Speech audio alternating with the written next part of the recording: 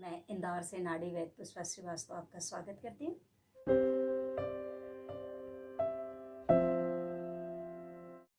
आज ऐसे औषधि के बारे में मैं बताने जा रही हूँ कि दैविक शक्तियाँ भी जिसमें हैं और औषधीय गुण के लिए भी बहुत अच्छी औषधि है और बहुत आसानी से मिलती है, खरपतवार के रूप में मिलती है।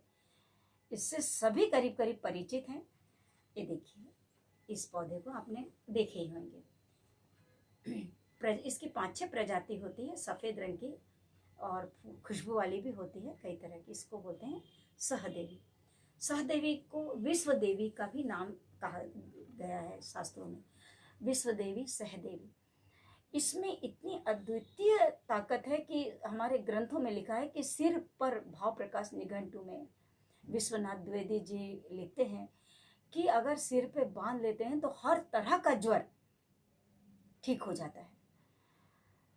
इसको आप घर में लाएं और इसके औषधि गुण से पहले परिचय करवाती हूँ कि अगर आपके घर में बार बार बुखार आता है, पेशेंट आते हैं हर बार बोलते हैं मैडम हर 2-3 महीने में बुखार आ जाता है, कहीं टाइफाइड हो जाता है, कहीं कुछ, हर रिपोर्ट में टाइफाइड आ रहा है। उसके लिए ध्यान से सुनिए, किसी भी तरह का बुखार हो, ठंड बच के आता हो या तिजारी बुखार हो, जो भी कई तरह के बुखार होते हैं, हर बुखार में रामबाण एक ही औषधि। इसका आप थोड़े से पत्तों का 1 चम्मच रस निकाल लें, धो के साफ धो लें और उसको खरड़ में पीस के थोड़ा सा कपड़े से दबा के रस निकाल दें। दिन में 2 बार इसको चम्मच से आप बिल्कुल सीधा रस पिला दें कि ये मीठी है, कड़वी भी नहीं है और फीकी भी नहीं है, हल्का सा मीठा इसका स्वाद है। आप दिन में 2 बार पिलाएं। ये त्रिदोष नाशक है, मतलब आप किसी भी रोगी को पिला सकते हैं। मैं हर बार तासीर बोलती हूँ, इसकी तासीर भी सम है। ये ना गर्मी करेगी ना ठंड देगी, ये कफ वालों को भी चलेगी और पित्त वालों को भी चलेगी। बुखार है और इसके लिए, बुखार के लिए तो ये रामबाण इसका वर्णन है ग्रंथों में।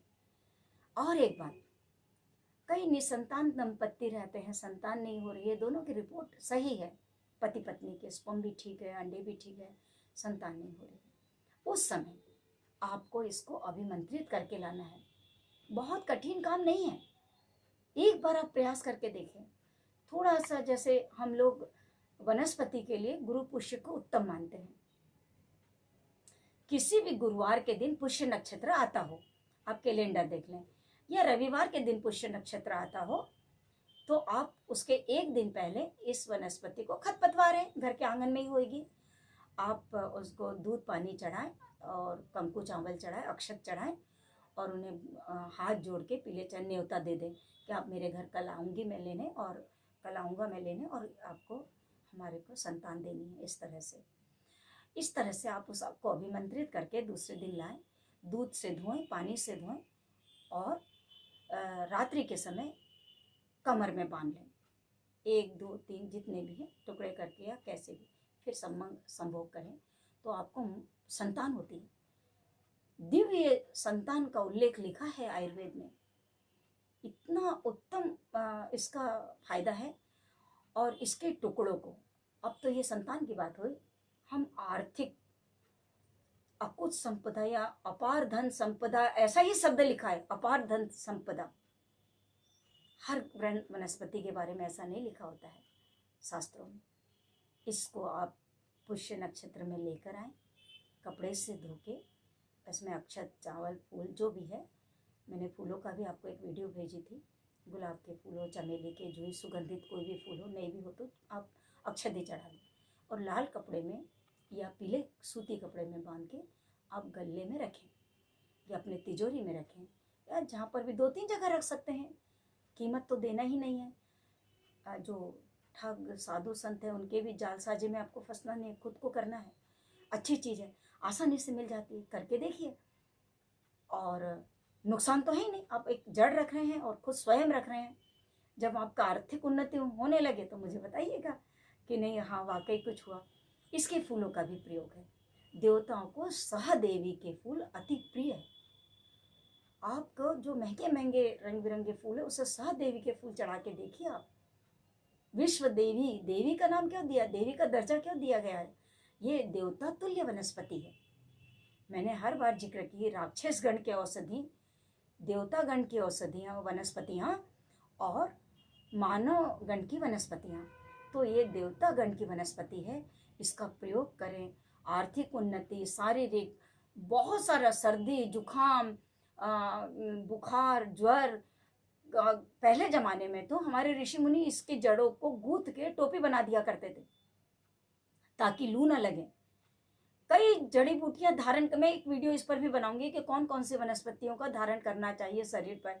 जैसे मैंने पिछले वीडियो में बताई थी कि सर्पगंधा की जड़ को कंठ में धारण करने से ब्लड प्रेशर नॉर्मल रहता है। हमारी विपदा क्या है, हमारा दुखद पहलू क्या है कि हमारे पुराने वैद्यों ने इस तरह की विद्या को लुप्त कर दिया, बतलाए नहीं। मैं एक ऐसे वैद्य को जानती थी, वो इतने विद्वान थे, 80-90 साल के थे, बहुत पुरानी बात है। मैंने उनसे बहुत पूछी कि वैद्य जी मुझे कुछ बताइए, कुछ बताइए।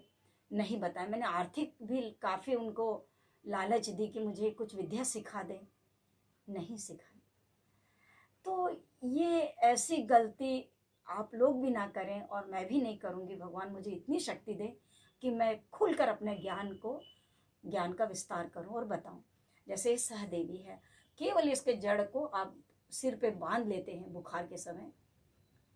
भावप्रकाश निघंटू में लिखा हुआ है, खुले शब्दों में लिखा हुआ है। ये जो मैं बात करती हूँ, जो वीडियो बनाती हूँ, वो शास्त्रों की बात करती हूँ। बस आप इसका प्रयोग करें और हमेशा दयावान बने, क्षमा करें।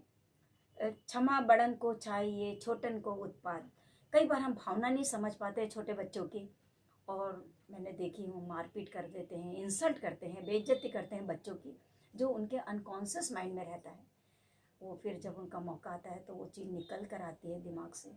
तो इसलिए आप भावनाओं को महत्व दें, सबकी बात समझें अच्छे से। यही मैं अपना वीडियो समाप्त करती हूँ। भगवान धन्वंतरी आपको सदैव निरोगी रखे। भगवान धन्वंतरी आपको हर बार से, हर दुख से बचाए।